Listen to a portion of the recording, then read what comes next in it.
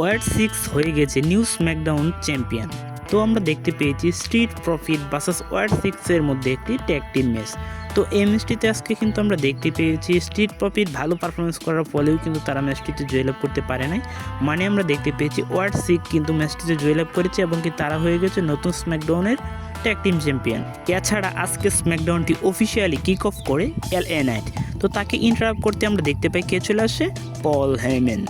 এবং কি তার পরবর্তীতে আমরা দেখতে পাই সোলো সিকোর ব্লাডলাইন এসে অ্যাটাক করতে শুরু করে দেয় এলএ নাইটকে। তো তাকে বাঁচিয়ে দেখে জিমি উসো এবং কি তার মধ্যে দিয়ে আজকে স্ম্যাকডাউন মেইন ইভেন্টে আমরা দেখতে পেয়েছি Jimmy Uso and LA Knight versus Solo Sikoa and JC মিটের মধ্যে একটি ট্যাগ টিম ম্যাচ। তো আজকে এই ম্যাচটিতে কিন্তু আমরা দেখতে পেয়েছি LA Knight and Jimmy Uso ম্যাচটিতে জয়লাভ করতে সক্ষম হয়ে গিয়েছে। বাট শেষ মুহূর্তে আমরা দেখতে পাই ব্রন বেকার অ্যান্ড বিগ বন্স রিড এসে কিন্তু এলএ নাইটকে ভয়ানকভাবে আক্রমণ করতে শুরু করে দেয়।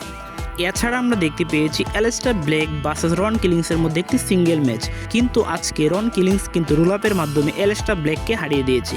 তো ব্যাক স্টেজে আমরা দেখতে পাই যে অ্যালেস্টার ব্লেক চাচ্ছে রন কিলিংসকে অ্যাটাক করার জন্য আবার, তো তাকে কিন্তু ডেমিয়ান প্রিস্ট আটকানোর চেষ্টা করে বা বোঝানোর চেষ্টা করে। তো অ্যালেস্টার ব্লেক কিন্তু ডেমিয়ান প্রিস্টকে একটি ভয়ানকভাবে কিক মেরে দেয় এবং কি ভয়ানকভাবে আক্রমণ করতে শুরু করে। তো ধারণা করা হচ্ছে যে আমরা তাদের মধ্যে হয়তো আগামীকাল স্যাটারডে নাইট মেইন ইভেন্টে একটি ম্যাচ দেখতে চলেছি, কেননা এখন পর্যন্ত স্যাটারডে নাইট মেইন ইভেন্টে কিন্তু 4টি ম্যাচ অফিসিয়াল হয়েছে। এবং কি আমরা দেখতে পেয়েছি টিফিন স্টেশন অ্যান্ড ট্রি স্ট্যাটাসের মধ্যে রিংয়ে একটি সেগমেন্ট। তো এভলিউশন তাদের মধ্যে একটি ম্যাচ রয়েছে, সেই ম্যাচটিকে হাইপ দেওয়ার জন্য কিন্তু এই সেগমেন্টটি ছিল।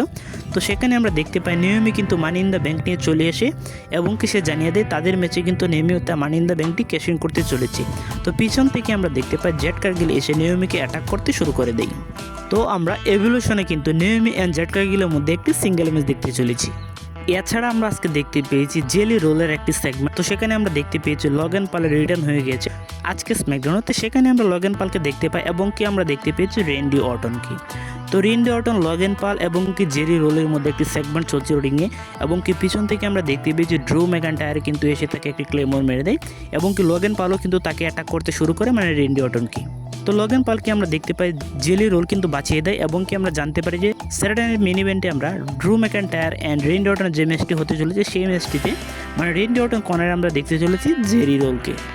এছাড়া আন্দ্রাডে অ্যান্ড রেফিনিক্স কিন্তু বর্তমানে স্ম্যাকডাউনের জন্য অফিসিয়ালি হয়ে গেছে ট্যাগ টিমের জন্য। তো আমরা স্ম্যাকডাউনের জন্য অফিসিয়ালি পেয়ে গেছি একটি ট্যাগ পার্টনার আন্দ্রাডে অ্যান্ড রেফিনিক্সকে।